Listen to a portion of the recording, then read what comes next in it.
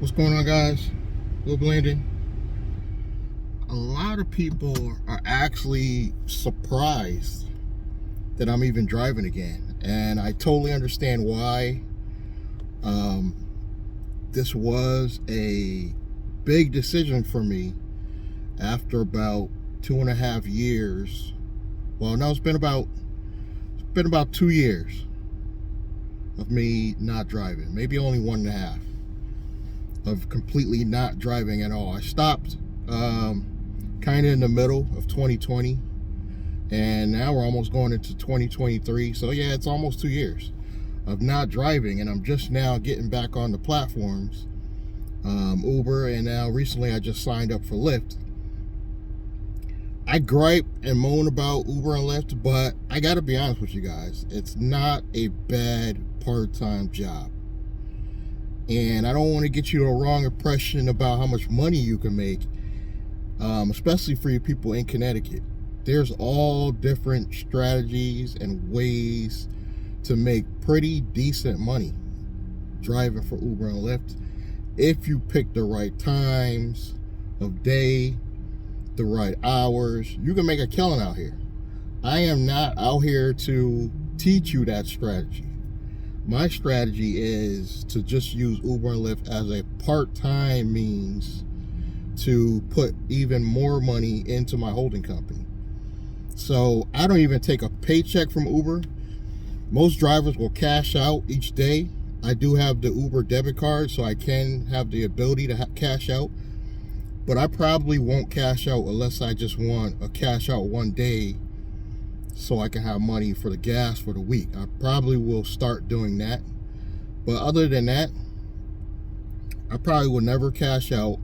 I will let my funds go into my Navy Federal account on a weekly basis and take a portion of that and put it into my holding company.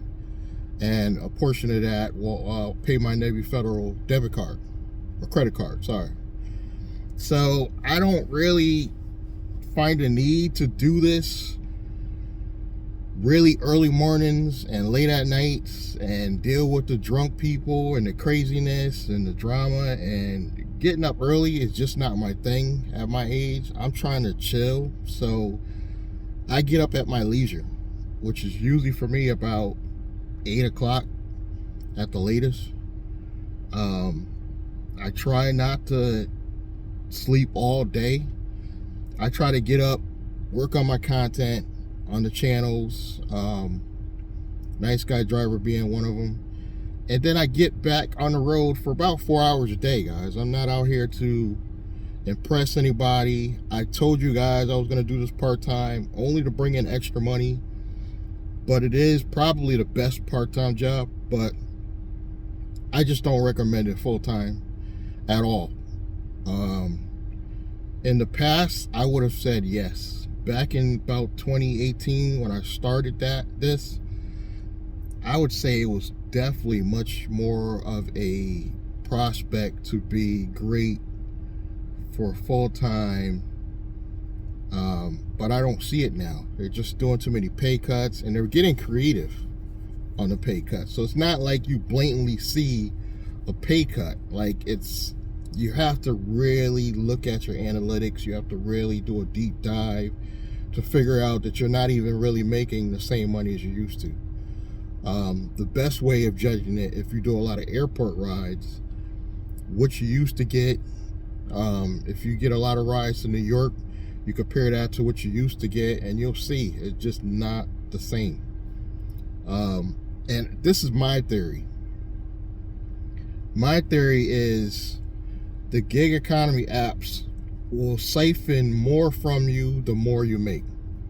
So for example, if you're a person that just comes out here like me and you barely make 120 bucks a day, they're not looking at you. They're looking like for you big earners, you guys that are literally making, $300 to $400 a day. If you make $300 to $400 a day, you're doing a lot of long trips, you are a target. Because I guarantee you, if you cash out, if you let them automatically deposit that into your account and you cash out after the fact, you're losing money. I feel like they're nickel and diming you to death to the point where you don't even notice it's gone. I heard a story from, I think it was a rideshare professor, and he was saying how one guy, he knew for a fact a customer paid him a $20 tip, and he went to look later and he had a $5 tip. And he wanted to dispute it, and they deleted the information so he couldn't even have any evidence that the transaction even happened. So they basically like denied that he even got the $20 tip and gave him, and made it constructed as if the customer gave him a $5 tip. And this was a high earner. Key word, he was a high earner. I think the high earners are the targets. People like me, they might nickel and dime me a few cents, you know, maybe $1 here and there, and I wouldn't notice it anyway. But that would piss me off if I know for a fact a customer gave me $20 tip and Uber only showed me a $5 tip. That would piss me off and probably make me want to leave the app. It honestly would. But I don't make a habit of like drilling and looking for evidence, because I know they're scamming. But again, this is, you got to take it for what it is. It's a good means of bringing in part-time income to help you stay afloat. Like between MWR Financial, my software business, now I'm renting a room, and I'm also bringing in extra money from Uber and Lyft now. So I have enough income now to do what I need to do for my business and expand. And one of the things I'm still dabbling with the rental car thing. I'm trying to figure out a way that I can get around the insurance thing. That's the biggest part of getting involved with renting cars, is probably insurance. And I'm still dabbling with that. I don't want to deal with Toro and hire a car, so I got to figure out ways around that, because I don't feel like I need a middleman to make it happen where it's effective. I feel like I can rent my own vehicles directly to a consumer, collect all the profits, and maybe every once in a while, as I grow, I'm going to get probably 1 out of 5 people that's going to play games with me and not return the car, or try to steal the car altogether, or try to sell the car. I believe 1 out of 5 people will try you. And I'm going to be prepared for that, but I got to have the right commercial insurance situation, and I'm still trying to navigate that. If you guys got any information on any good commercial insurance that may be able to work, that's affordable, you know, hit me in the links below, in the comments below. But that's what I'm working on right now. And I'm also looking at how I could do my own Airbnb situation without Airbnb. Like literally go to a landlord under my newly constructed LLC and be like, look, I want to sublease this property to business professionals. Will I be allowed to do that if I make sure I maintain a really clean environment? I'll probably get rental insurance, anything that will make them feel comfortable about the situation, and I'll go to a landlord that's in a desperate situation.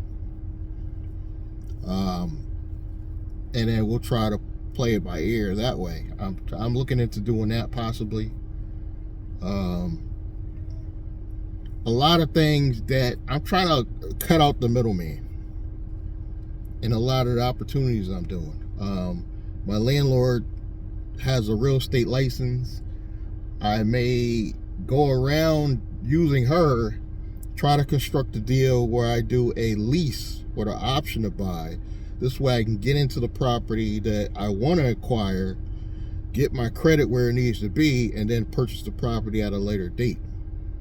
I'm thinking about doing that. I probably will bring the guy that's renting the room with me. He's already agreed to it. If I get something in the same general area, he'll be on board to continue renting from me, so I will have that additional income.